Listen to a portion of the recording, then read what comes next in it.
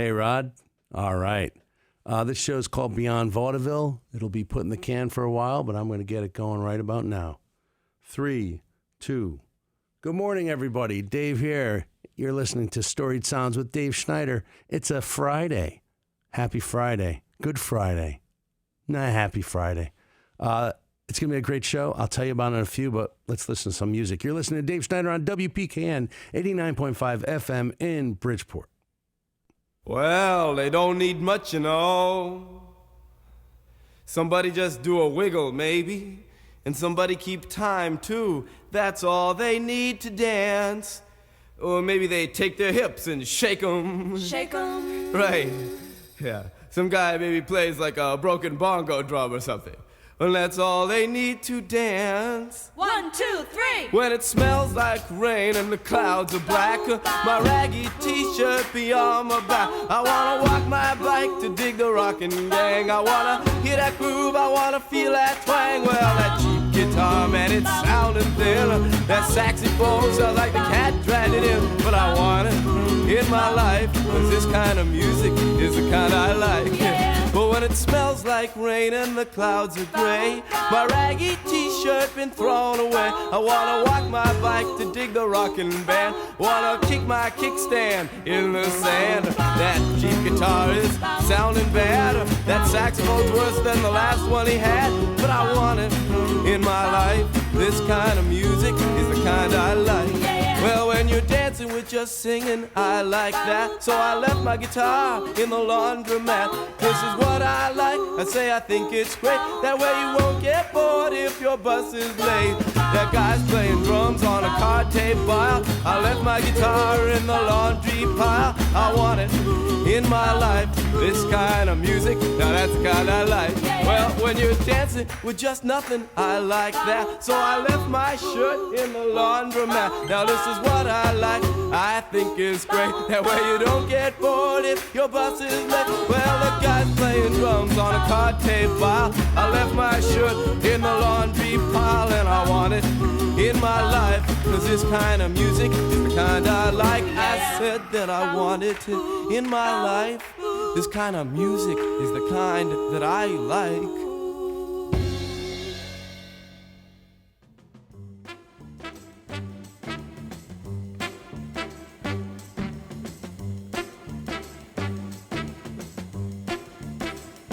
I got my mojo working, babe, and I'm gonna try it on you.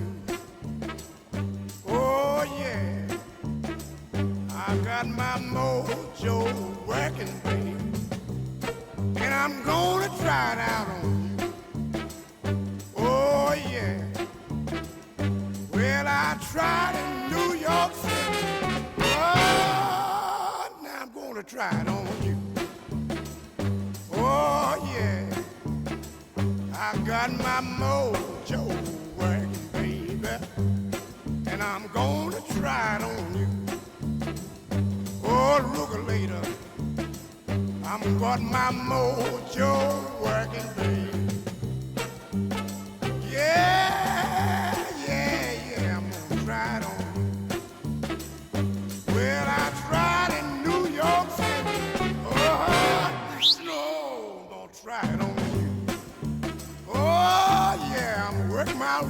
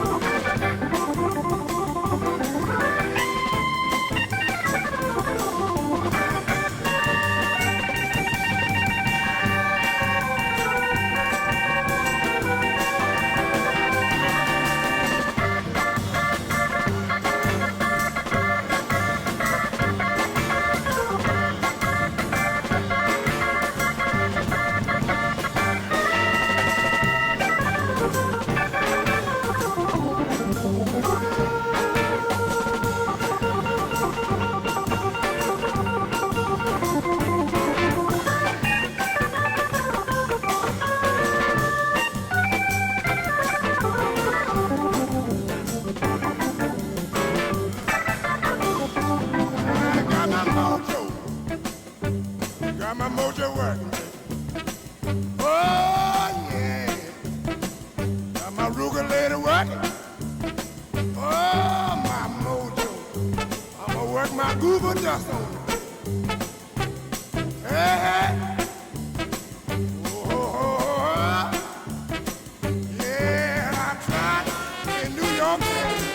Oh, you gonna give me a chance on you. Oh, yeah. Well, my ukulele, hey. Oh, baby, my say. Oh, yeah. Ukulele working on you, baby. Oh, yeah. I got my Google dust on me. Ukulele working now. This is my glory, man. Hey. Oh, yeah. Regular do that. Ukulele.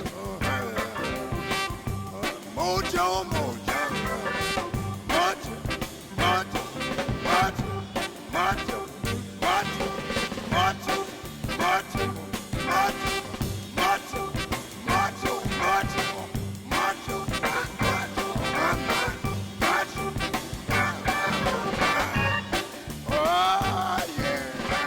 The guilt is killing me right now.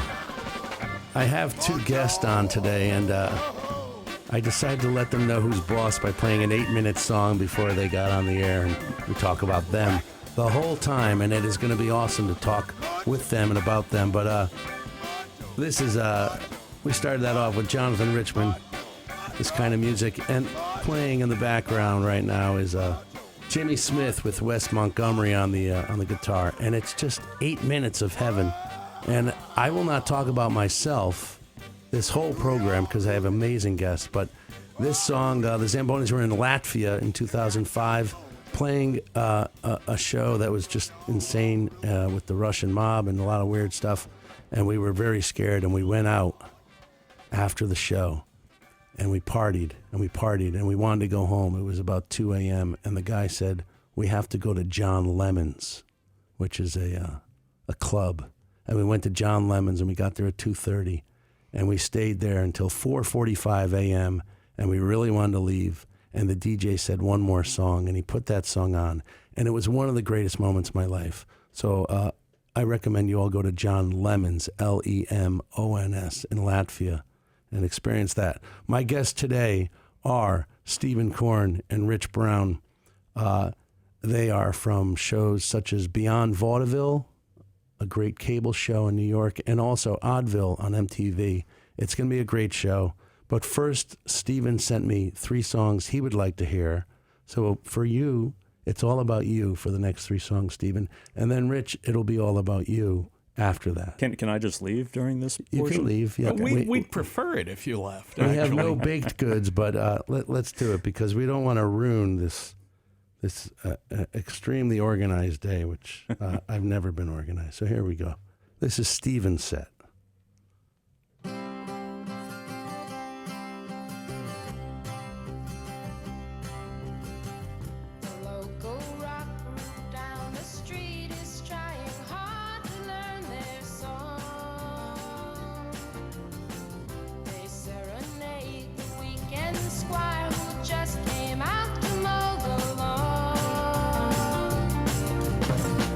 Another pleasant valley sun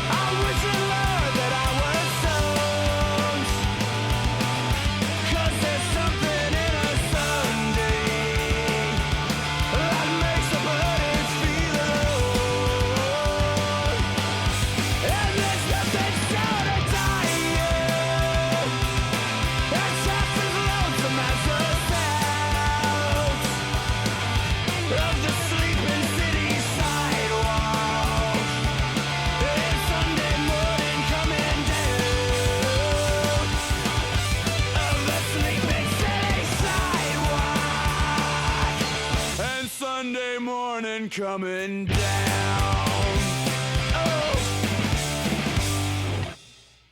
All right.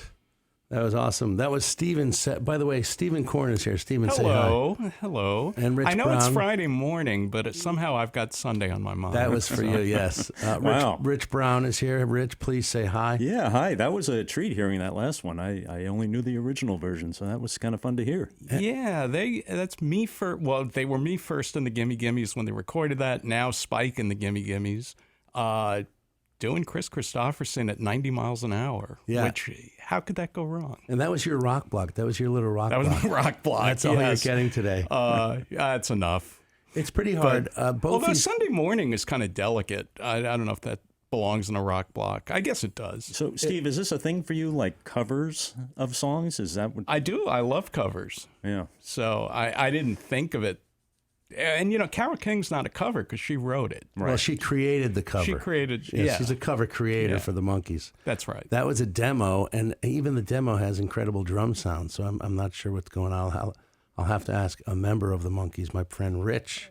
But listen, we have a lot of stuff to get to, and I don't want to rush us, but let's get to Rich's rock block. But what these folks are in the studio today, they've created some of the most entertaining stuff that I've experienced in my life, besides a good Jonathan Richman show circa 1992, or even last year. But both shows, Beyond Vaudeville and Oddville on MTV, were just completely mind-opening. I didn't know who R. Crumb was. I learned a lot from what these guys did, and I'm interested in talking about it.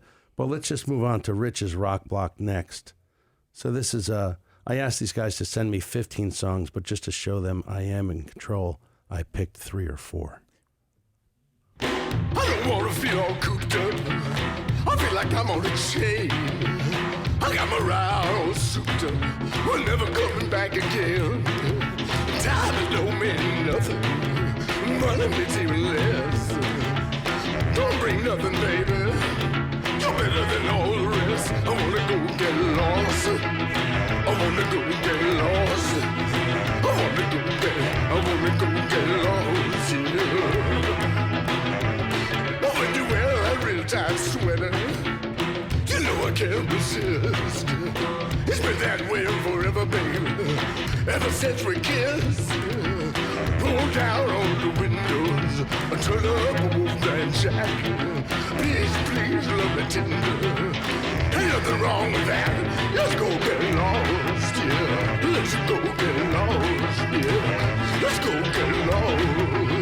I wanna go get lost, yeah.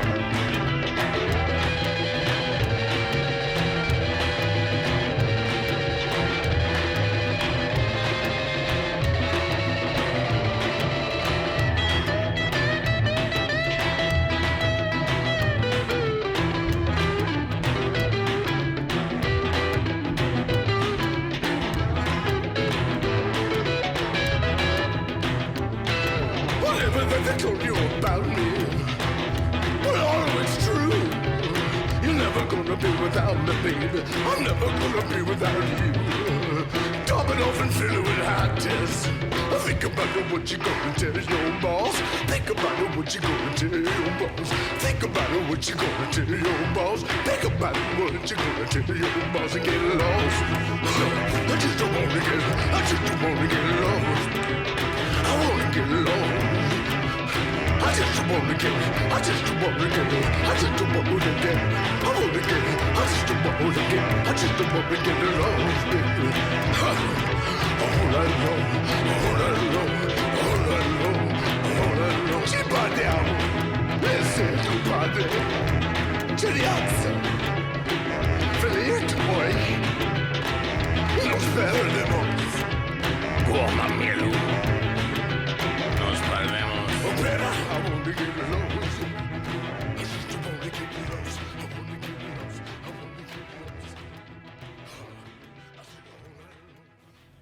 While we're at it, we have a sort of a cowboy song we'd like to do for you. This is a song that deals with the rapidly approaching 200th birthday of the United States of America. Ladies and gentlemen, this is a song that warns you in advance that next year Everybody is going to try and sell you things that maybe you shouldn't ought to buy. And not only that, they've been planning it for years. The name of this song is, pardon me, Poofter's Froth, Wyoming, Plans Ahead.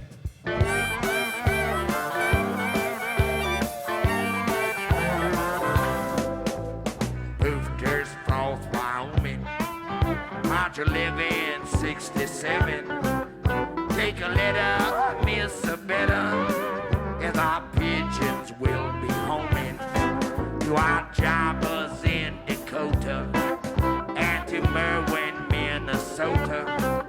This is merely just a no-day-bound performance to our quota, where we've all come out to show them, and the ilks have helped us load them. Little packets full of jackets, little rackets, little poofter cloth appointments, little poofters froth anointments, little hoods, little goods, little doodads from the woods. The entire stock is shipping, though our shot is hardly slipping to our markets of the world. Our wrinkle pennies, our unfurl, t-shirts, racks, rubber snacks, poster rolls with matching tags. Yes, a special beer for sports, and paper cups that hold 2 claws.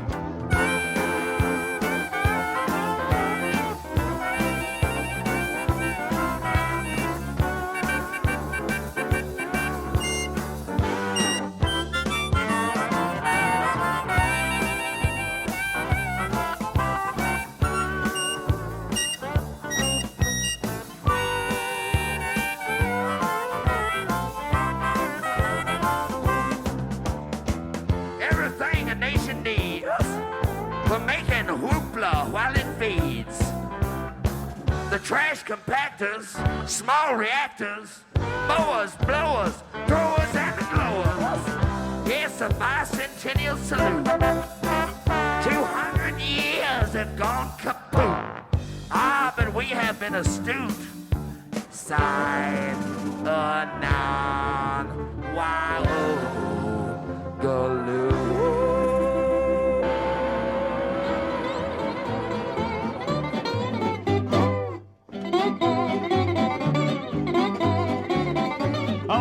Need the tropical vine where they do the hula hula dance. I fell in love with a chocolate dove while learning the funny funny dance. This poor little kid wise, she never did been a loving before. So I made up my mind, I tried to find the only girl that I did love. Well, I love a pretty little holla holla hula girl. She's the kind to make you giggle. Hula girl. She will surely make you giggle. Hula girl. With an odd little wiggle someday, gonna try to make her holla holla girlie of mine, girlie of mine. All the time I'm dreaming of her. I'm a holly hula girl.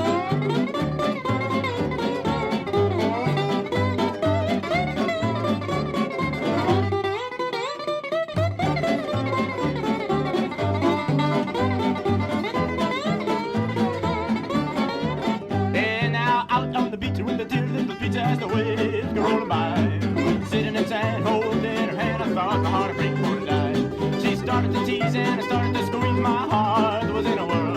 If you get in a fix, don't get mixed up with the hula hula girl. Well, I love a pretty little holla holly hula girl. She's the kind to make you giggle. Hula girl. She will surely make you giggle. Hula girl. With an odd little wiggle someday, I'm gonna try to make the holla holly girlie of mine, girlie of mine. All the time I'm dreaming of her, holla holly hula girl.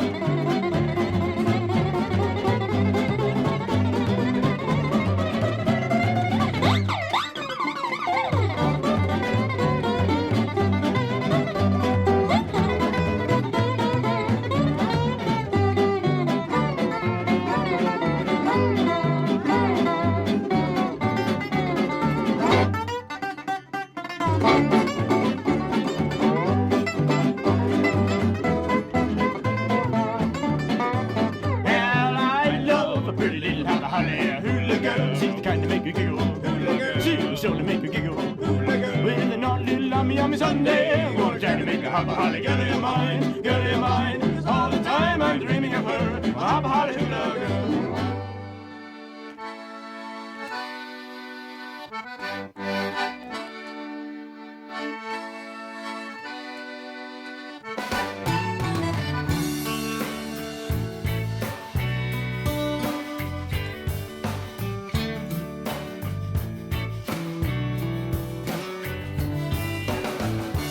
never be your beast of burden. My back is broke and my legs are hurting. All I want for you to make love to me.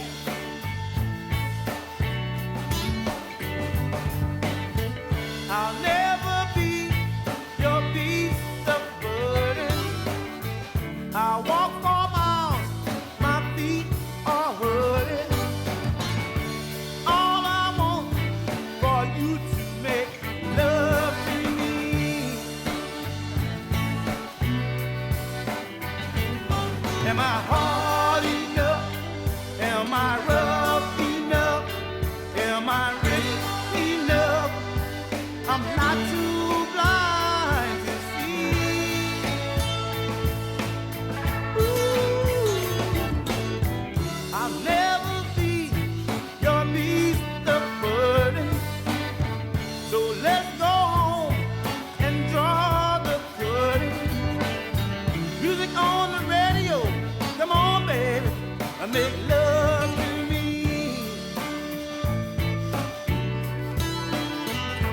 Am I hard enough? Am I rough enough?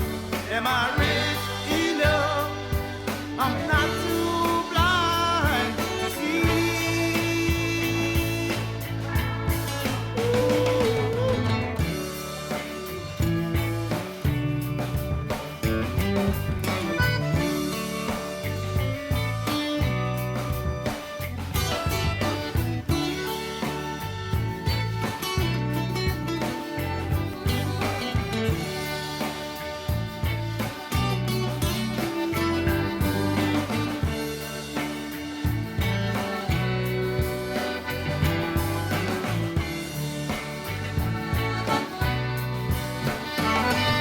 Well, you can put me out, right out on the street.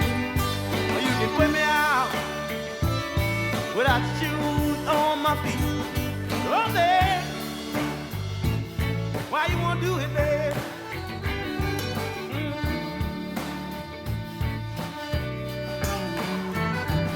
Now you can put me out, do anything you want to, babe. You can put me out. Oh, babe.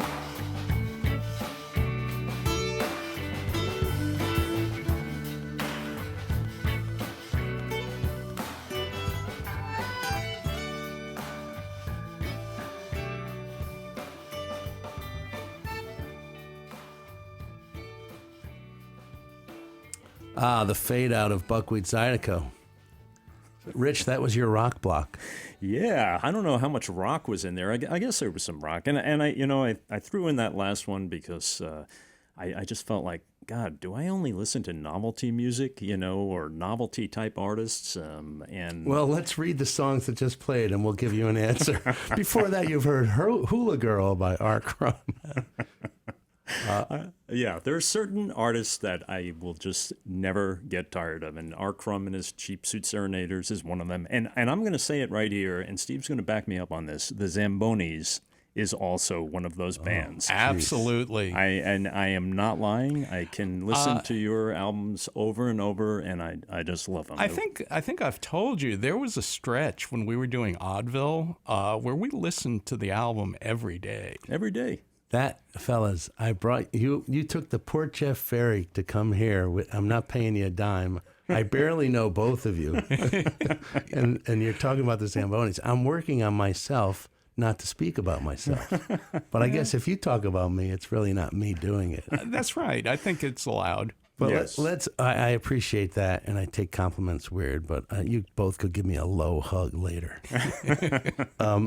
Before that, another fine request from Rich. What was it? Poofters. Yeah, that was Captain Beefheart and Frank Zappa. Emphasis on the Frank Zappa. Although I do love Captain Beefheart on that album, but I and Steve, I don't know. You are more of a music file than I am, if that's such a word. But I can't find that stuff very accessible. That early Captain Beefheart stuff that all the critics say we're supposed to love. Well, the early Beefheart is actually accessible. It's when he got into the 60s. Like, I think Trout Mask Replica is when he started getting on his own wavelength. I'm very puzzled by, People are in traffic right now listening to this, just so you know. Is there traffic in Bridgeport? There's traffic on the way to New York City. People are going to Stanford and Norwalk right now, but they're also listening all around the world. And if you're listening in Helsinki, we get a lot of Helsinki going on. I think Beefheart's very popular in Helsinki. Well, that's good. But the folks on the road, but I did invite you guys to the show, so I guess we'll talk about Beefheart.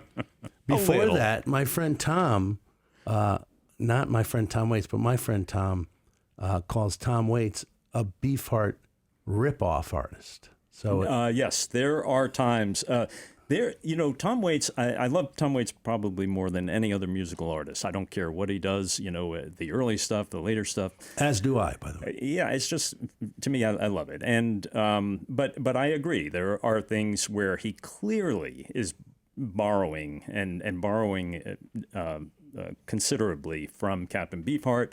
I actually found, but only after that first half of his career, or whatever you want to call that. Yeah. Right. Once Swordfish got involved, Swordfish and Trombones, more traffic talk from. And yes, but he has acknowledged in interviews that he's had influences and that he picks up bits and pieces from all different sources. And I bought in a thrift shop an LP of old musical gadgets, and they were like calliopes and just this weird mix of music. And there's a cut on there, this obscure album, that is almost identical to a Tom Waits song. And I just can't help thinking that he lifted very generously from this obscure recording. The you want to give the weather for those people in the car? We could give the weather. How's the weather? Call in and tell us about the weather. We're in a studio. Yeah. It's just me. No windows in here. No windows. Call in, let us know about the weather. Don't make a request because it's my guest today and we're going to talk about stuff, which will lead us to our next segment. And, my wife's awesome. She said, you shouldn't play music. You should just talk to your guest because she enjoys the talk. So I'll extend this segment. She hasn't heard us talk yet. She's going to get it, though. Yeah. We are going to move into this segment, and this is based on the television show you guys did. And I will ask you to explain that show. It's called Beyond Vaudeville. When did it start? Yeah. 1986. And 1986 was our first episode with Mason Reese, the former TV child star. Yes. Maybe you should step back. One maybe explanation. You should step maybe back. I should step back. I should probably step out. But this was on New York City Public Access. Yep. Did we say that? Nope, you didn't. And we didn't. So yeah. Starting in 1986. My favorite description of it was in a TV Guide article. I think it was Fred Willard who said the show is like The Tonight Show in a dream sequence on Twin Peaks. Did I get that right? That sounds right. Yeah. And wow, it's incredible how dated those references now Isn't sound. it? That's really weird. And that was said in the 90s. So yeah, that's 30 years ago-ish. Yeah. Yeah. But anyway, so it would air sporadically whenever we would do an episode. So there's no schedule. There was no schedule. No, we aired every week, but we reran a lot of shows, and we ended up shooting over 10 years. I think we did 74, I think. 74 episodes in 10 years. So that was a lot of reruns. And most famously for me, I don't know if it's true, did you expose Underdog Woman? We did. Well, I don't. We didn't expose. Phrasing, I'm not that's sure. the wrong. She's never been exposed. So yes, there was a woman we had met through science fiction conventions, the Creation Science Fiction conventions in New York. they would do these costume competitions. These were early cosplay people in the late 1970s. Yep. And there was this one woman, Suzanne Muldowney from New Jersey, who would dress up like Underdog, the cartoon character. And she would do serious dance tributes to Underdog, feeling that he had been misrepresented by having the voice of Wally Cox and that he wasn't shown to be as meritorious as he should be. So she was on a mission to set out to correct his image. She actually still is. And she still is, all these years later. And you know, in kind of this wonderful turn of events, you know, she went from someone who was kind of looked at as peculiar and just was very misunderstood, and now seems to really be appreciated by a lot of people. We post a lot of clips of her, and people are very supportive of her and her lifelong mission to improve the image of Underdog. But yeah, she became a Beyond Vaudeville staple and got Howard Stern appearances based on her appearances on our show. Yeah, that was what I was getting to. Are there others that came from your... Fruity Nut Cake. Fruity Nutcake, the senior earthquake, because she was the rapping granny. Oh, the rapping granny. Yeah, of course. Yeah. I don't know. Who but else? then in turn, we took Kenneth Keith Gallen back. And this explains why I'm so happy and sad that you guys love the Zamboni so much. Yeah, well, it's all one big tent. I feel like we are the Fruity Nutcakes of hockey rock. I think that's fair. It's fair. Yeah. All right. Yeah. Well, let's. We're gonna start. I don't like to start the set and talk about the set that's about to happen, but I would like to just talk about this one performer because I'm a big fan, and my friend Rich Dart, drummer for Zambonis and the Monkees, huge fan. We're gonna open with Tiny Tim. Can you give me one Tiny Tim story?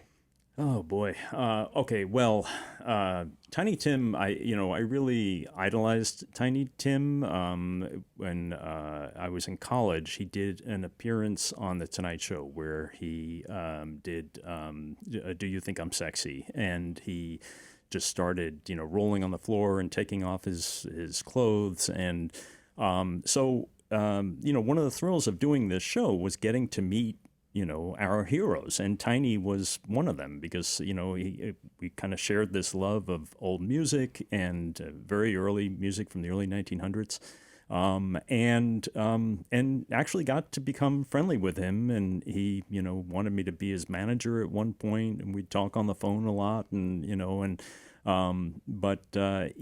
was a kind of an ideal artist for us, someone who marched to his own beat, but at the same time had this very unique talent, special talent that was appreciated by a lot of people, at least for 1 year in 1968. It lasted about 1 year. Yeah, that was the peak. But the fact that he was so popular and so different, it was, it makes the world a little better, Yeah, absolutely. Definitely. It's amazing how big he got, but I don't know that he was prepared for it even. Yeah, but a very unique guy, and he was always a great guest. Did he call you Mr. Brown? Yeah, and he called me Mr. Rich and Mr. Steve. Yeah. Oh, nice. Yeah. And we also got to meet his protege Izzy Fertel, who was also a wonder to behold. Yes, we will play a little Izzy later. Good. Okay. Good. Yeah, definitely. Great. So we're going to go to a Tiny Tim cover of "Fill Your Heart" by David Bowie. And now, my dear friends, I'd like to dedicate this song to all of you out there, wherever you may be, north, south, east, or west, to everyone all over the world, this song is for you.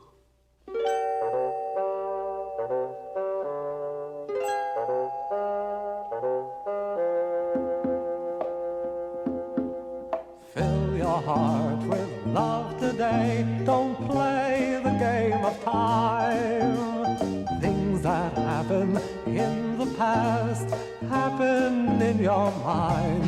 In your mind, only in your mind.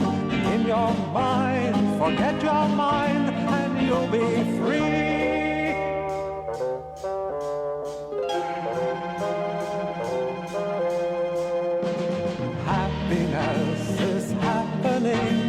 dragons have been bled.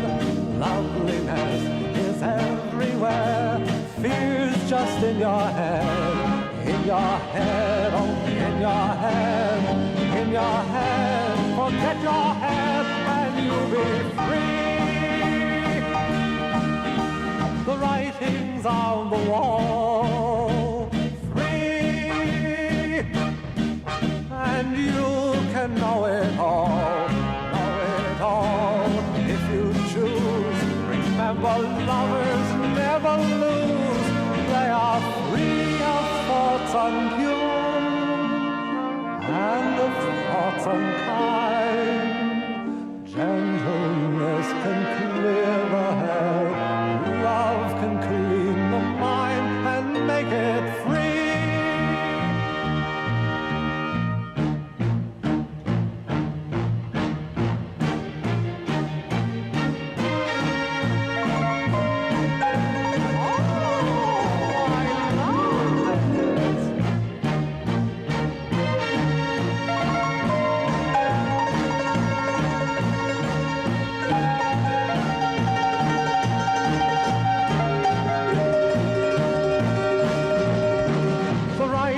On the wall, and you can know it all, if you choose. Remember, lovers never lose, they are free.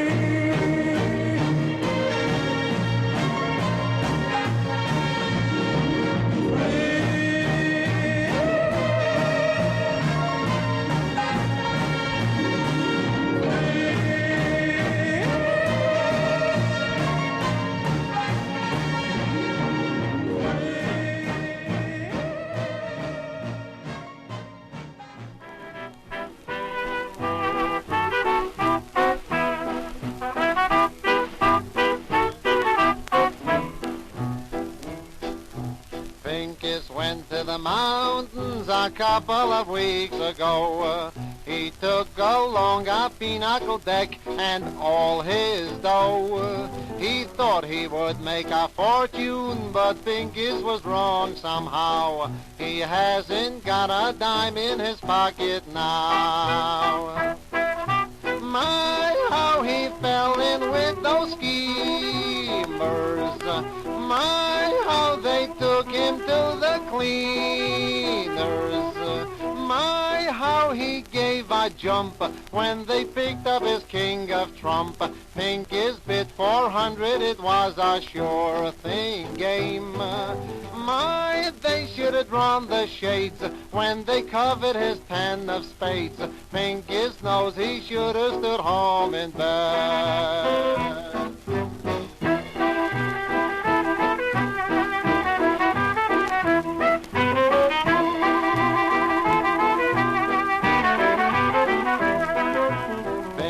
Went to the mountains to scoop up a bag of gold. It looks as though this winter his house will be too cold. He thought he would take his missus to Florida on a cruise. He cannot even buy her a pair of shoes. My, everything was nice and quiet. My, how it broke into a riot. I knew that trouble starts when they knocked out his queen of hearts. Somebody ought to run him a benefit show. Poor guy. My, but he looked so sad when they killed every trick he had. Pinkies never will be the same again.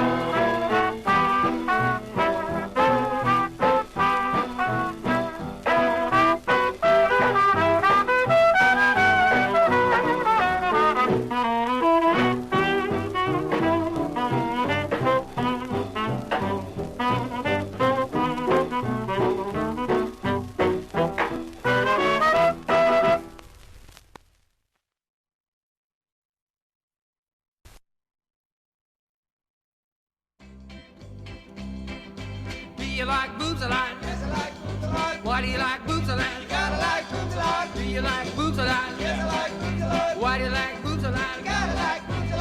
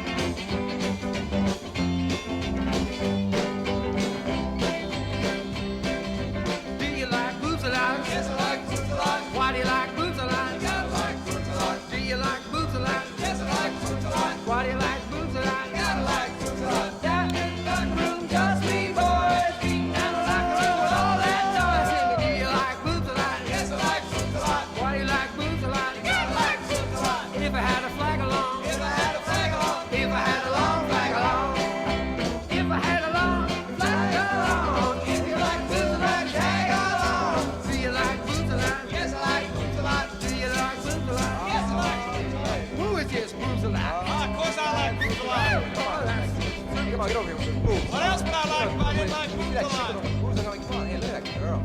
Hit you with a towel. I like something. Hey, come on. I should like boobs. Come on. Who's a lot? Who's a lot? Come on, who's that guy in the corner? Oh yeah, that's right. That's I'm pretty sure that's safe. Boobs. The FCC is calling. That No, as they you don't got- call anymore. They're referencing like a boob, like an idiot, right? Yeah, like right, a right. boob. Absolutely. Yeah. But like you guys just mentioned, that was the Fugs right there. That's the Fugs, F-U-G-Z, with Boobs a Lot, as played all through the 70s. Dr. Demento. Yeah, there was another version by the Holy Modal Rounders that Yes. Demento would play, but that version was with the Fugs, and one of the Fugs was Thule Kupferberg, who was on Beyond Vaudeville. He was one of our guests. Forget who was he on with? Who Who made him crazy? Oh, that was the fight with Joey. Well, we have to explain who Joey the Monkey was. Joey the Monkey We was should. a regular. Yeah, before I tell the story. But he was a regular feature of Beyond Vaudeville, a giant monkey in a graduation robe and generally with white Mickey Mouse gloves. And he would come out and antagonize our co-host. And on the Thule episode, it was one of the first times he antagonized David Green, who was co-host. I believe he was throwing popcorn at him, and they had a fight on the air, which they often did. Thule was witness to the first one. Oh, nice. Yeah. I don't think it impressed him, though. I'm sure he witnessed much worse in the East He Village in the probably 1960s. did. He probably did. Yeah. We should, well, before that was Benny Bell. Tell me Yes. about Benny Bell. Benny Bell was another Demento regular. By the way. He was a novelty artist who would produce his own albums, his own records, 45s and 78s in his basement. He actually had a machine where he would make these records in Brooklyn. He grew up on the Lower East Side, and he was just always trying to make it as a songwriter. Shaving Cream. And Shaving Cream was one of his... That was his, right? That was his kind of breakout, and it got rediscovered in the 70s. And but even after that, he just kept plugging away, trying to make it with another hit. And he eventually... We probably had one of his last appearances. Yeah, he Oddville. was on both Beyond Vaudeville and Oddville. People always say that. Whenever I meet people on the street, they say, Benny Bell, one of his last appearances was on Beyond Vaudeville. I hope we didn't kill him. As long as that person on the street that you're talking to is Steve. Yes, right. You left out that part. We should tell people where they could view this show. YouTube. Yes, yeah. YouTube. We've enjoyed a whole new life and a new worldwide audience through at Beyond Vaudeville on YouTube and on Instagram, and people are discovering us, a whole new audience. The old audience is rediscovering us, and it's their impression of the '90s formed around Beyond Vaudeville must be very curious. Yeah. And also, I'd like to just talk about a couple of the characters from the show. And hopefully, if you're out there, you should view this show because it's pure entertainment, the way I think entertainment should be. Tell us about David Green. So David Green, I would host the show in a character, Frank Hope. And the co-host... Hey, give us a little of that Frank Hope voice. Frank Hope was just very nervous and would, stutter a lot. And the co-host, David Green, is a guy that Steve and I had met in college, and his name is David Green, and he is a peculiar guy. But not in the way he was on the show. Because on the show, he's pretty violent, which he was not in real life. Yeah, the strong silent as far as type. we know. Yeah, so it was kind of a good cop, bad cop thing where Frank would just do a straight interview with the guests, and David would just be he'd glower. So when David would in character chop at a guest or something, it was in character. Well, yeah, but it was real. Because it looked like he hit pretty hard. Oh, he absolutely did. Well, he hit you a couple of times. Yeah. No, it definitely. One time he threw a piñata at the head of one of our guests, Katie Dearlam, who was the fat lady from the Coney Island sideshow. So there was always... I've heard that one before. Well, there was always sort of this true sense of and fear of what was going to happen, because I never knew, when he would strike or how hard he would strike, and it wasn't like the kind of thing I could really discuss with him, and say, hey, Dave, go easy, and He would claim when he was in character, whatever he felt at that moment, that's what he was going to do. Yeah, which is a scary prospect. It's a very scary prospect. And one of the things I used to do on the show was direct them, calling camera shots and trying to get the camera people to point in the direction I wanted them to go. And we'd sometimes link, like it would look like Dave was going to do something, and he wouldn't. It was very hard to gauge when he was going to do something interesting. But this was the beauty of public access TV. You could kind of do anything. And, Right. you never stopped cameras. And, I eventually went into working professionally in TV, and it's just a very different world. This was just pure, and whatever happened. And, I think that's what people are kind of relating to now in a YouTube world of seeing things that are just kind of unfiltered like that. Yeah, so just to be clear out there, what you're listening to is my guests are Rich Brown and Stephen Korn. Stephen Korn was the producer of the show, correct? Co-producer. I mean, Rich All right. produced it too, and director. All right. Co-producer, The main director. thing I did was sit in the booth and position cameras and call up camera shots. And Rich was whatever, so I'm saying all the wrong things, but the host and co-producer and director, whatever, they were behind this show. And also, I want to mention a gentleman who I met through you guys, John Walsh. Yes, John Walsh. What was his role on the show? Well, Steve had mentioned earlier we had this dancing monkey. It was not an actual monkey. It was John Walsh, who would wear this graduation robe and a monkey mask. And he was just another guy we knew from college who was just a very funny guy, and also went on to a career in television professionally. And but yeah, he just had this idea to come on the show as a dancing monkey. Well, it actually it was based on a little hand puppet. Actually, do you remember that you bought somewhere on the way to a bar that we used to frequent when we were at NYU? And this little puppet is basically Joey. It was a monkey in a red gown. And somewhere along the line, John said, I can be that. And and we did a show that was supposed to be a kids show. Uh-huh. And the idea of having, a figure like a monkey on it, somewhere that all clicked, where John remembered that puppet and said, I can do that. For myself, in the early days of the internet, I couldn't get Dave Zamboni at AOL, but I was Dav Zamboni at AOL.com. And some of the earliest emails I ever received were from John, and I didn't know him.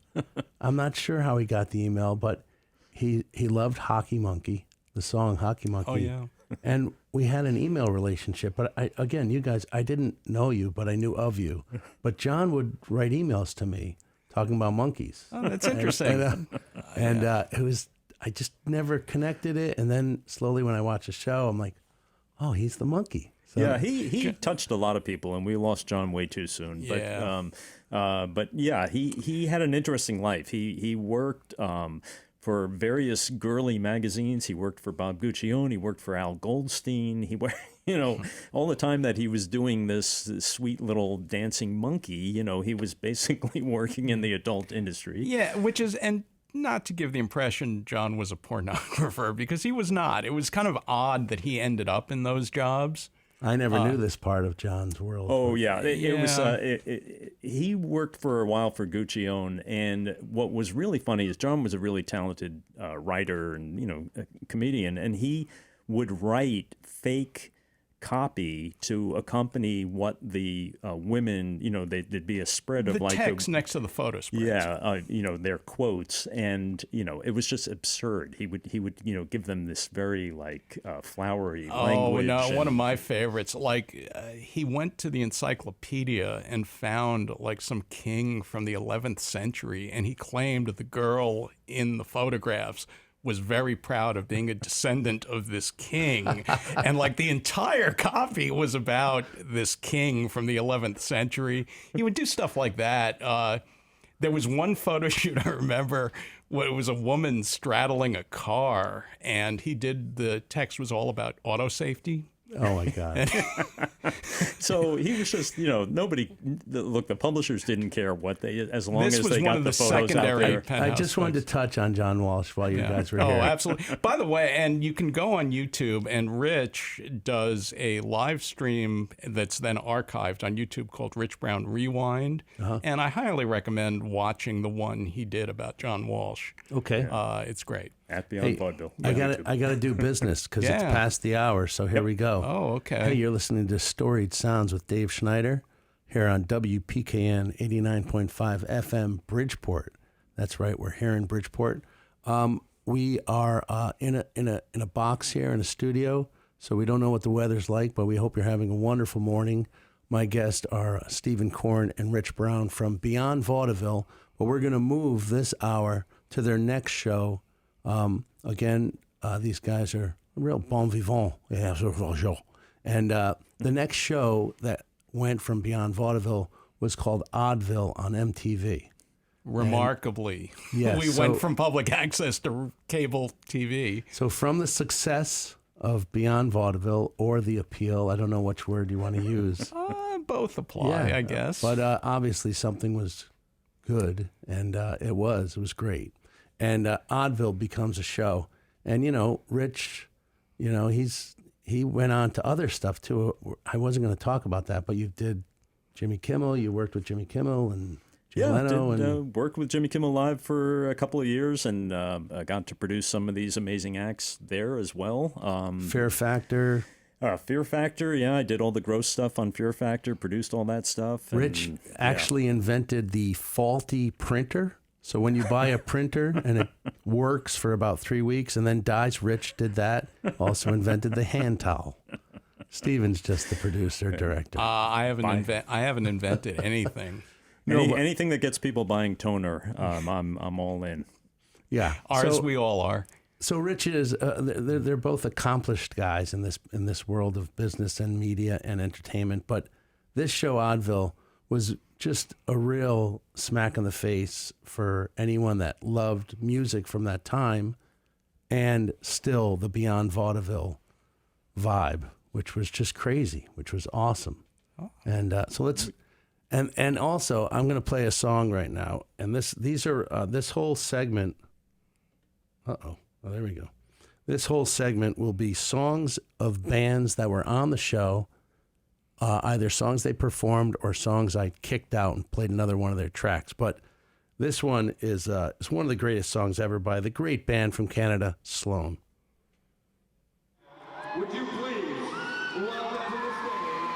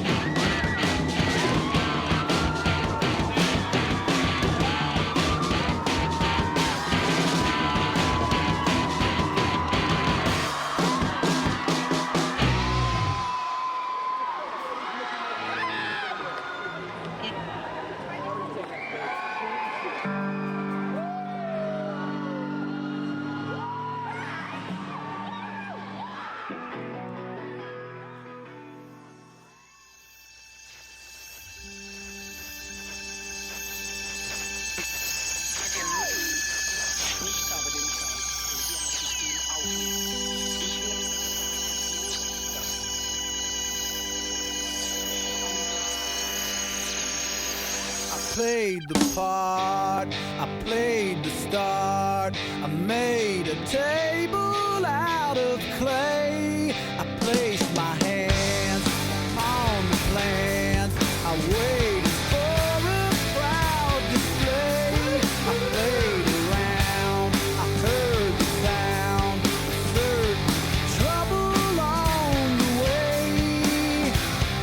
I got bulldog skin. I got bulldog skin. I took a car, I drove it far. I dug the quality of steel. I crashed my nerve, I made it swerve. I made it backwards, no big deal. I tasted blood, I dated stud, and now I don't know how to feel. 'Cause I got bulldog skin. I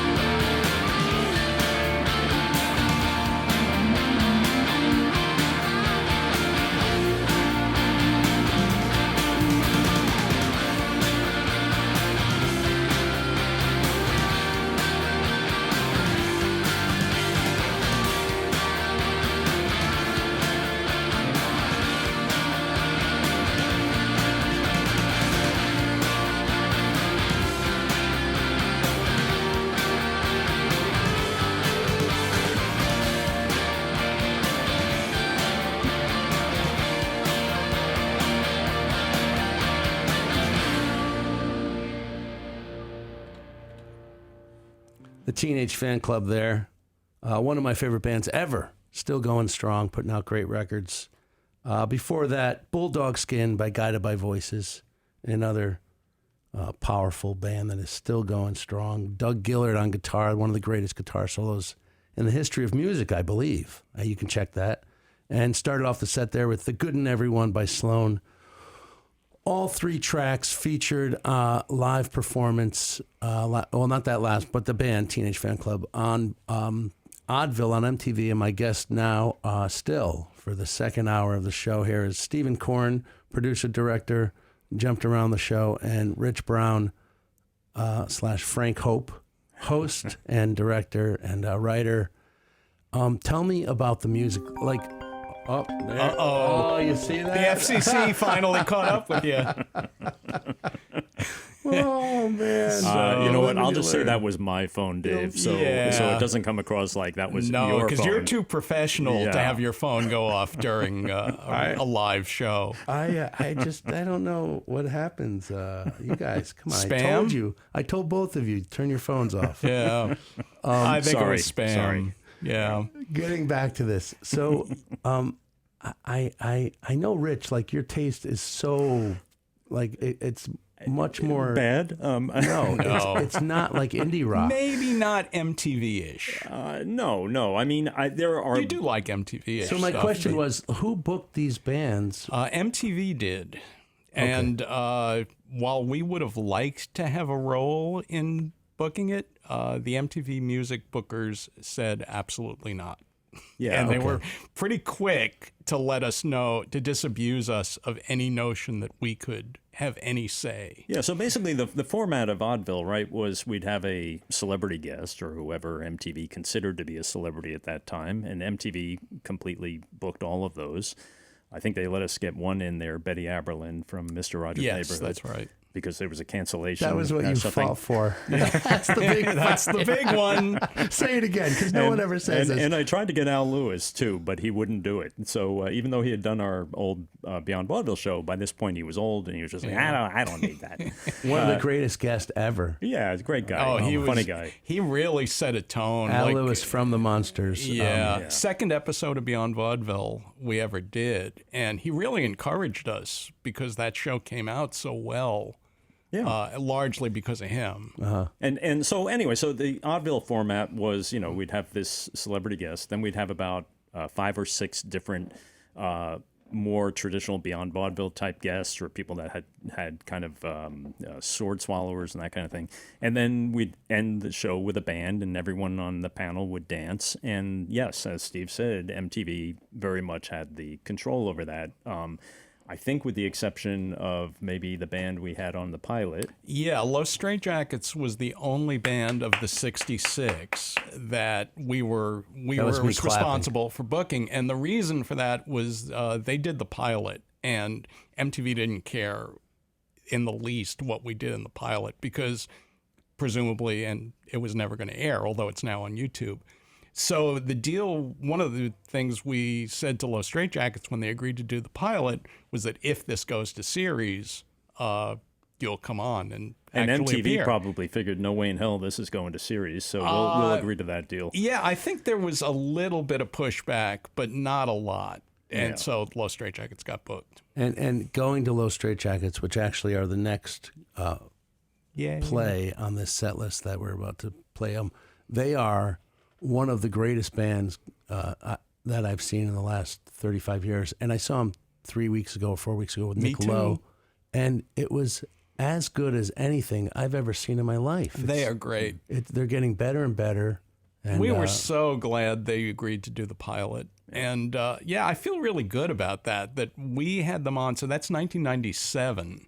They did the pilot in 1996. So I kind of feel we didn't discover them, but it's kind of cool that we gave them what's probably their first national TV gig. Yeah. They were on Conan a lot around that time, but I think we were first. And I think, Dave, when you at the top of this, when we were talking about, yes, I didn't naturally gravitate to this music, but I grew to really love some of these bands, like Los Straitjackets, being exposed to them. Fountains of Wayne we had on, who I can never listen to enough of those guys now. It's just I love their old stuff, and so yeah, the level the level of like spot on head on hits regarding longevity. These bands. I mean, we just played Guided by Voices, Sloan, Teenage Fan Club, Los Straitjackets. You guys nailed it. And as much as we would have liked to have a say in it, when you look back on it, it's a pretty nice catalog of 90s alternative acts. You can't complain about them booking Sloan, can't complain about them booking Guided by Voices. Well, like Rich mentioned, the power, this is MTV. And, obviously the record companies had some say of, and I'm sure maybe, who knows how they got on, but the power of getting on that show, I had the Zambonis, and we were aware of you guys. And you may have been aware of us. But, we were very aware. So were there bands that you wanted on, but just... don't be embarrassed, but the Zambonis were a band that we would have loved to have on the show. No lie, for sure. Yeah, yep. And there wasn't, we couldn't pitch you. Right. We weren't allowed. We should have put on Mexican wrestling mask. Well, only if we put the Mexican wrestling. We did get to the point of saying, well, can we figure out a way to book you as regular guests, and get you on that way? Yep. But MTV would have been furious. Besides Zambonis, any others? But they did give us the Frogs, Ween, like these bands. There's a lot of bands you wouldn't have seen anywhere else. Ramble off a bunch of bands. Blink 182. Yeah, it's a little different, but we actually had the first MTV live performance by Hanson. Yeah. But Sugar Ray, OMC, Smash Mouth. Yeah. And you just mentioned Ween. That band became something that you would never expect. I actually texted Bloodhound Gang. Yeah, Bloodhound Gang. I actually texted Rich the other day because I was in Starbucks and Ween's Ocean Man was playing in Starbucks.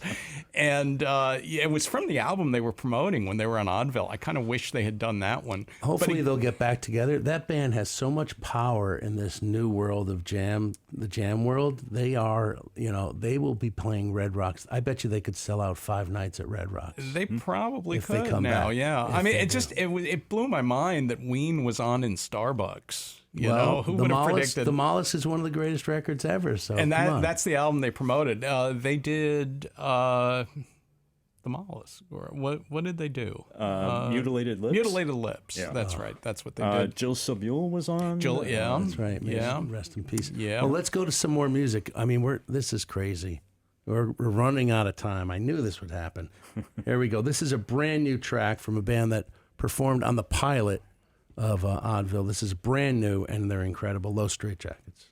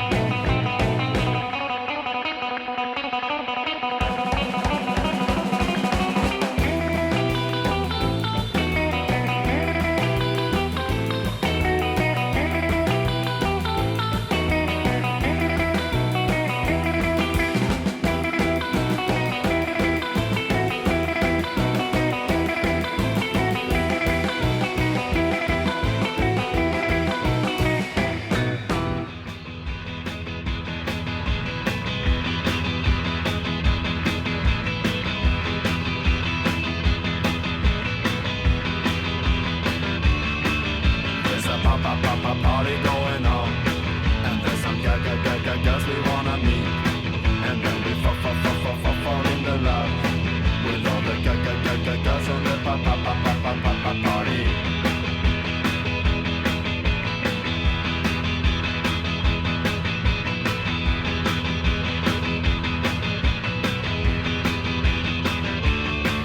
There's a party going on, and there's some girls we wanna meet, and then we fall into love with all the girls on the party.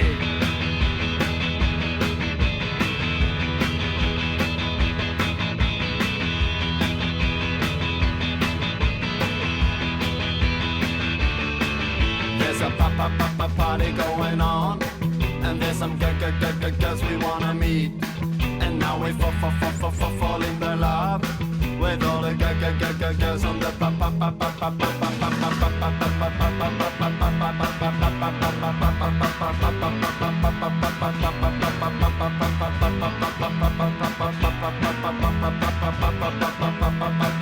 party.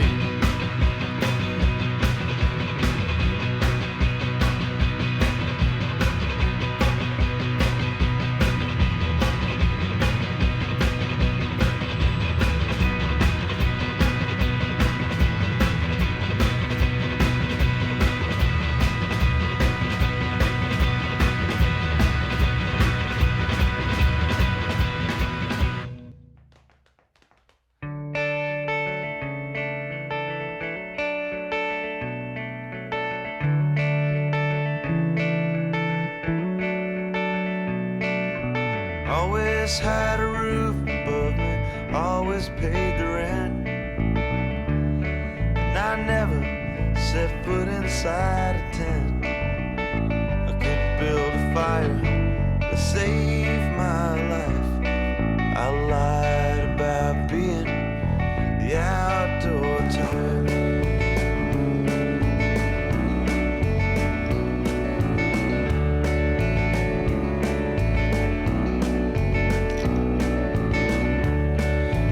Never slept out underneath the stars. The closest that I came to that was one time my car broke down for an hour in the suburbs at night. I lied about being the outdoor type.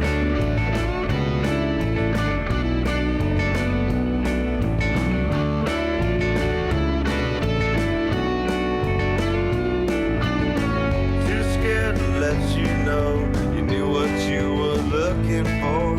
I lied until I fit the bill. God bless the great indoors. I lied about being the outdoor type. I never owned a sleeping bag, let alone a mountain bike.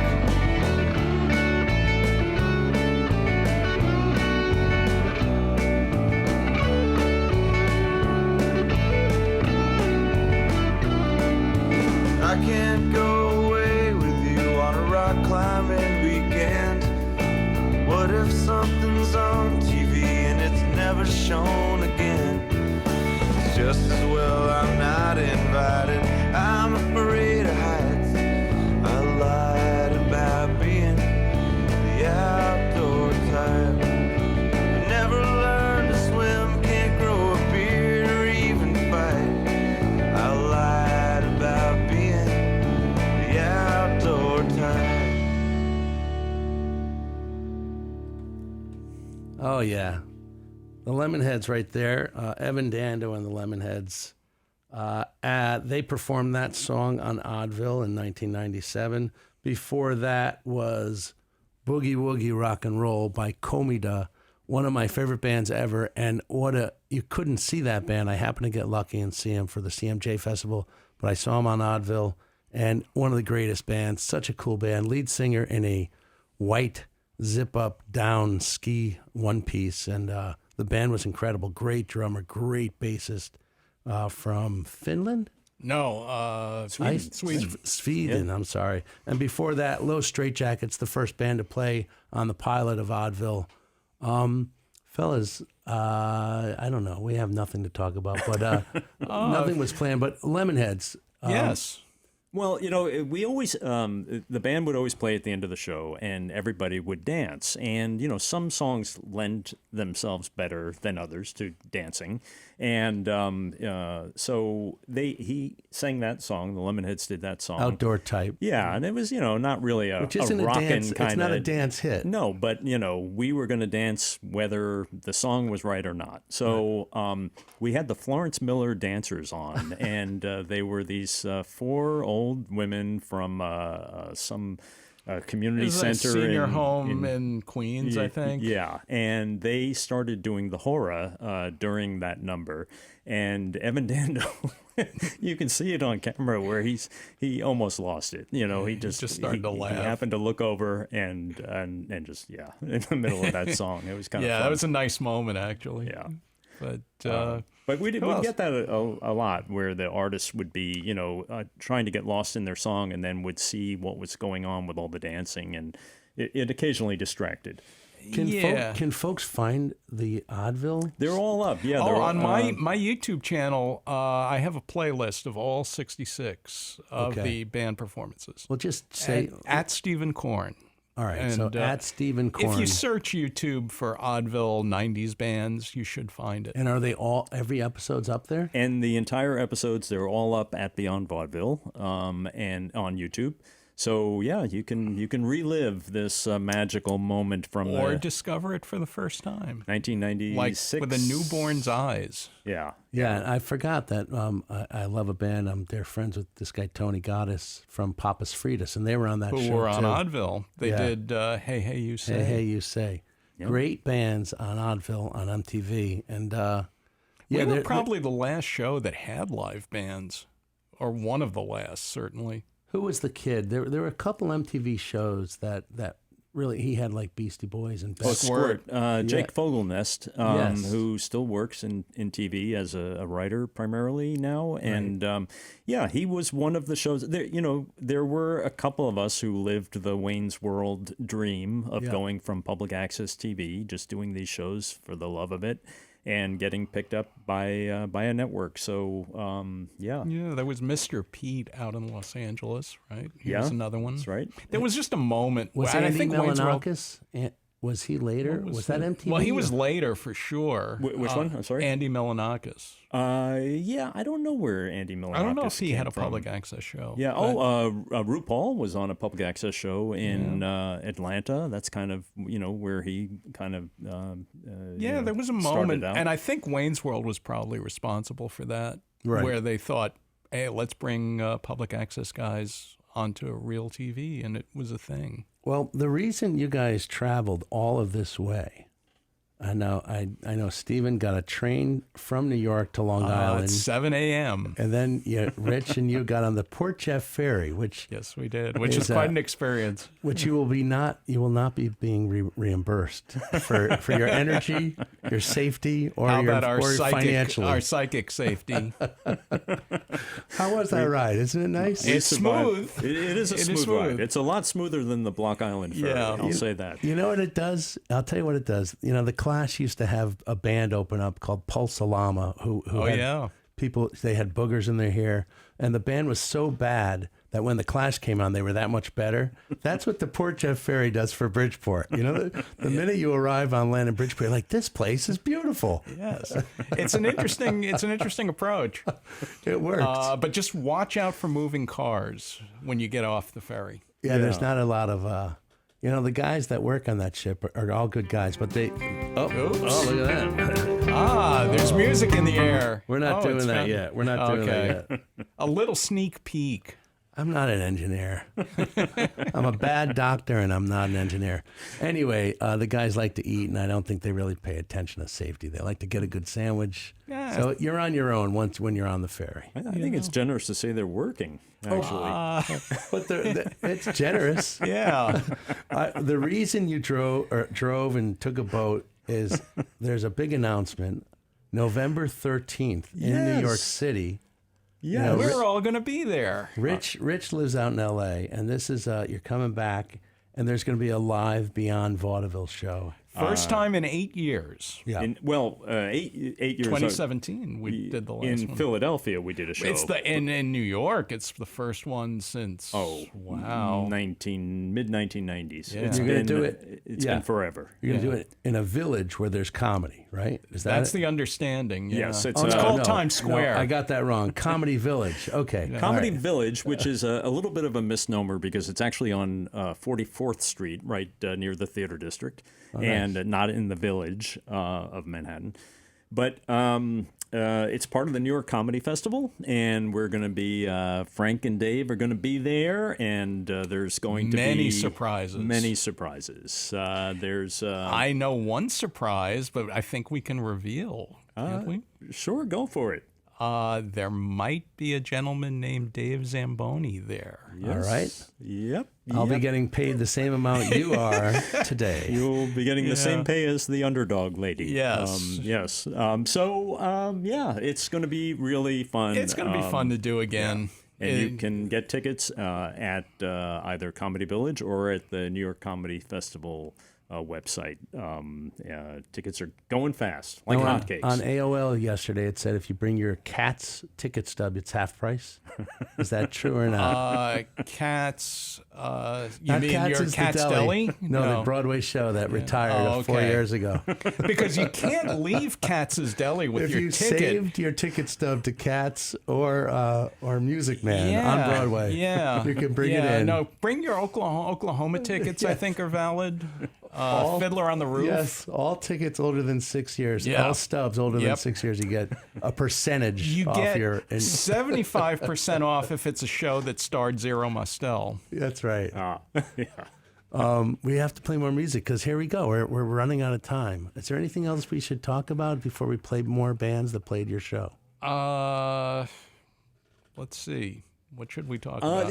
There's also a documentary in the works about the history of public access in New York, and it's still being shot. But I did an interview for it recently. It seems like it's going to be really interesting. Steve Buscemi his production company is involved in it, and so anyone that's kind of curious about this world of public access TV and what it was, that's in the works and.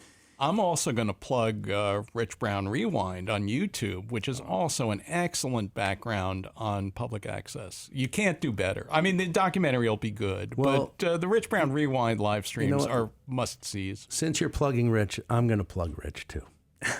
We'll double team. And I'm just going to leave that there. You leave that just exactly as it is. Yes. No, let me finish my statement. Okay. Sorry, I lost my train of thought. Yeah. I would like to announce to the public, which no one knew except my wife and my dad.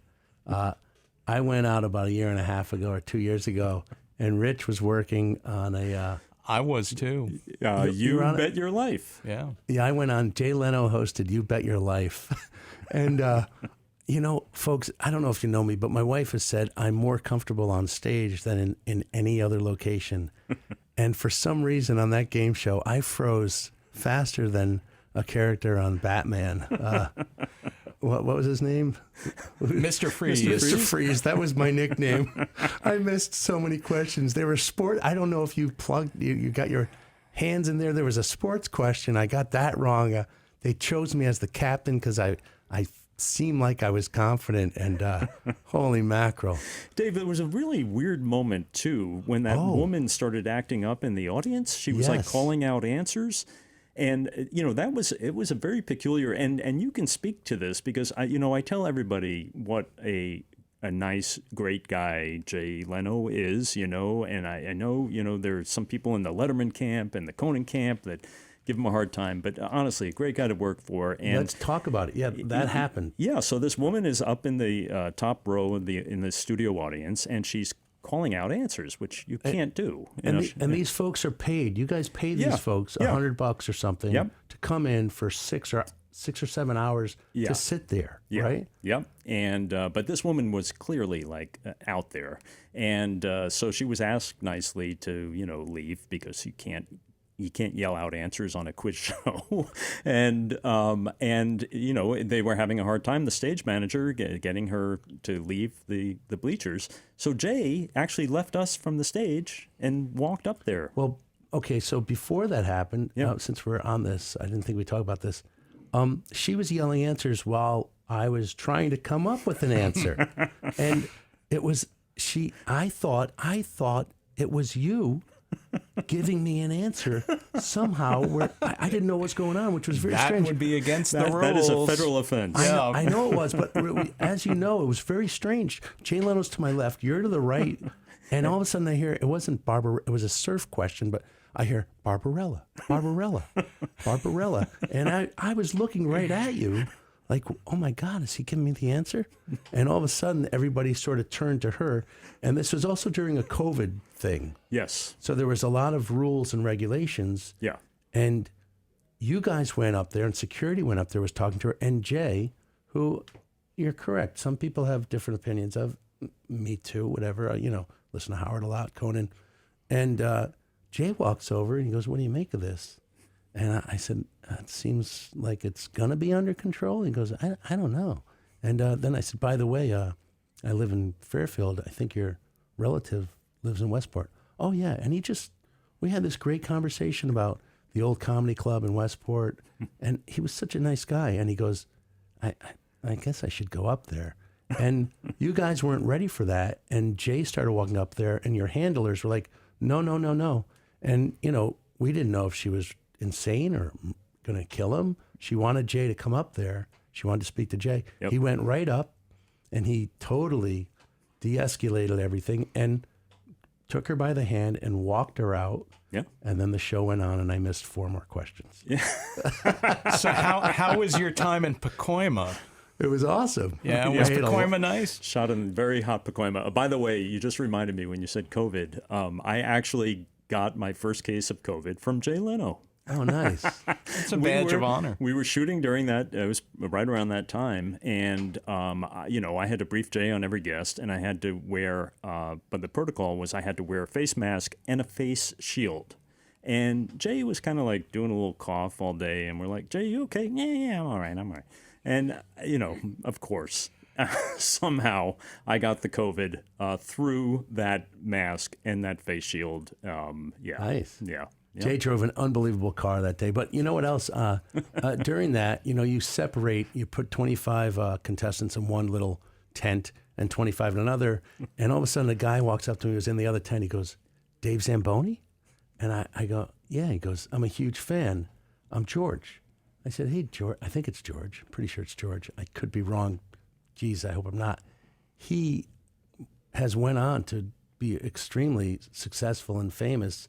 He's Hamburgers of America. He's got the hamburger, the best. Oh, yeah. He's from this area, right? Connecticut, maybe? I don't know, but he reviews like hamburgers from his his car. And he's got the greatest. He's got the big hamburger place in Brooklyn, and it wins all the and New York. I think I'm screwing it up, but I think it's in New York. But it's Hamburgers of America or something, and he has blown up and gone on. But yeah, that's funny. Wow. He did better than I at the at that show. No, but he's not on the radio. No, he's not on the radio. That's and at least true. you didn't get COVID from Jay. And you didn't get, so you're the winner. Let's sneak this in. Let's just press play. I knew I would talk a lot with you guys, and it's great to have you. Thank you for coming. We'll see what happens. But this is a band that was on that unfortunately Adam Schlesinger passed, but they didn't do this one. But this is one of my favorite songs by Fountains of Wayne.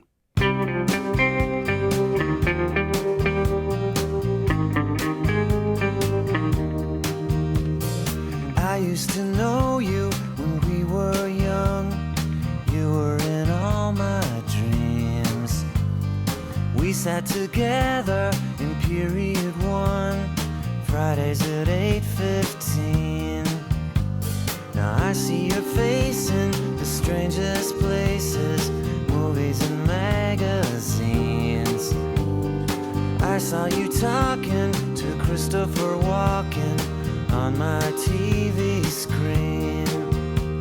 But I will wait for you as long as I need to. And if you ever get back to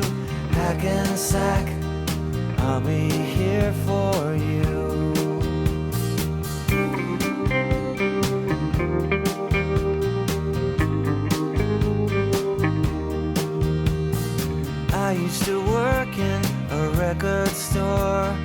Now I work for my dad, scraping the paint off of hardwood floors. The hours are pretty bad. Sometimes I wonder where you are, probably in LA. That seems to be where everybody else ends up these days. But I will wait for you as long as I need to. And if you ever get back to Hackensack, I'll be here for you.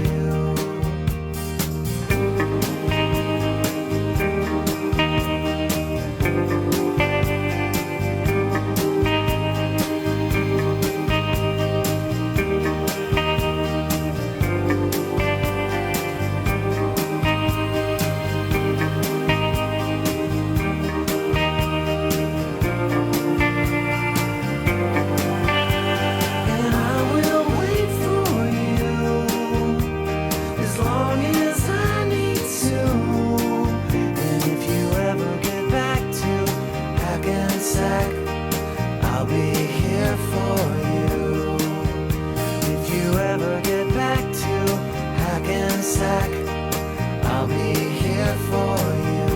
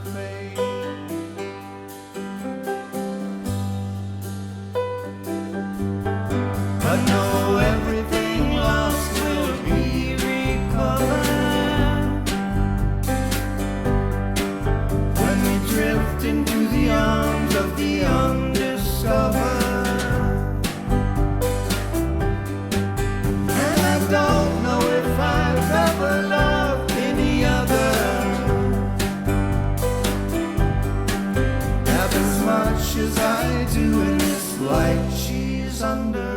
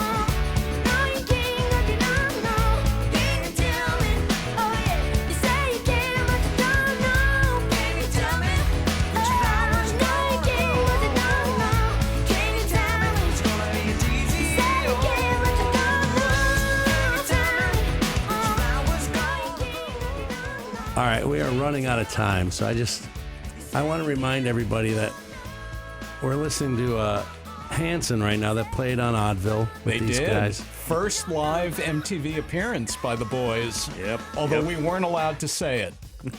And before that, the Monkees with me and Magdalena. The Zambonis will be playing with the Monkees on September 28th in Norwalk. I'll be there. And Steven bought tickets, so I didn't give him free tickets. And before that, we had Fountains of Wayne. But I want to remind everybody, before this Oddville show, and we don't have a lot of time, this is not going to be a smooth transition. So they sent me some MP3s of other artists that were on Beyond Vaudeville. Well, actually, Jimmy Kimmel in this case. I produced this guy on Jimmy Kimmel Live. Okay. Yes. This is some of the most painful timing I've experienced. Let's just do it. There we go. Yeah. Hopefully it works. There we go.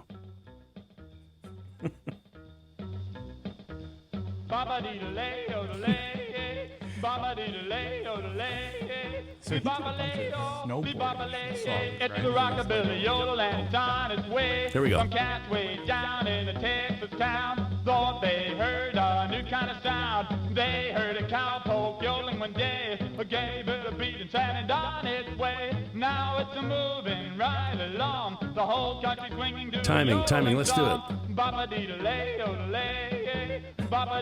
There you go. It's the rockabilly yodel and it's on on its way. When my buddy heard it once by Oh, night, yeah. man, that cat got a real delight. He started rocking, so they say. We're going to keep it going. By the way, we flew him out from New York to be on Jimmy Kimmel Live, and he showed up at the airport with no luggage and just a toothbrush. Really? Any toothpaste? No, we had to get that at the hotel for Oh, him. nice. And then yes. was the pre-interview that Ed and I did with him in his apartment? Yeah. Yeah, I thought so. Yeah, he wrote a lot of snowboarding songs. He wasn't a snowboarder himself, but he liked the idea of rock and roll, yodeling, snowboarding songs. All right, this is something else you guys sent me. I'm going to skip forward. Yeah. Yeah, let's go right This ahead. is Margarita Prakatan. Yes. This is kind of the poor man's Charo. Yeah, I think that's fair. It comes right here, I think. I want to hold your hand. Don't we all? Oh, yeah. She was on the show? I guess a couple of times, on right? Beyond Vaudeville, Yeah. yep. And then she went on to some success kind of as a In the novelty UK. act in the UK. Yeah. She appeared on the BBC on I think it was a BBC show, the Clive James Show. Yeah. And her big moment, she got to sing the Culture Club song with Boy George. Oh, that's a big moment right there. It was huge, yeah. Well, now we've completely gone off track, but we gone back to the beginning. We I think gone. we've We we've- gone. Yeah. We Full veered. circle. Yes. We veered, now we're somewhere else. And now, do you guys need a ride back to the fair? Because I got to go somewhere. It's been a pleasure and an honor having you guys on. So much fun. Yes, Thank you, Dave. absolutely. Thank you, Dave. I'm not. We're not done yet because it's all about timing, and we're early. And Margarita and Bob Cribby were masters of timing. Absolutely. Catch the Magic live November 13th at Comedy Village, New York City. Beyond Vaudeville. There's not many tickets. It's a small place, so you should is a get your small tickets. place. It's going to be a great night. Absolutely great night. And heck, did you guys ever consider having this guy on right here? Let's see. Oh, yeah. That would have been a thrill. Hang on, the engineer. Oh, this is perfect. Hold on. The duet that should have happened. This is like a trip inside my head. This is Screaming Jay Hawkins. I think we're going to be out of time shortly. Guys, Steve Korn, Rich Brown have been my guest today. WPKN 89.5 FM, Bridgeport, Connecticut. Dave Schneider, Storied Sounds is almost done. It's good. It's good to be on the radio. Thank you, guys. Thank you so much. Thank you. Thanks, Dave. What an honor. What a pleasure. Now, after I say that, there's 10 more seconds. So 10 I don't know if I seconds. told you guys, but what Stretch. an honor. What an honor. Back And at what you, Dave. a pleasure. Fade out. Oh, that's right. We started with 16 seconds.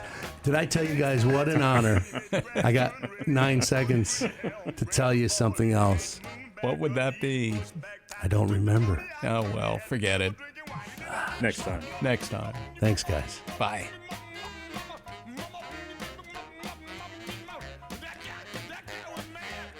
That was fun.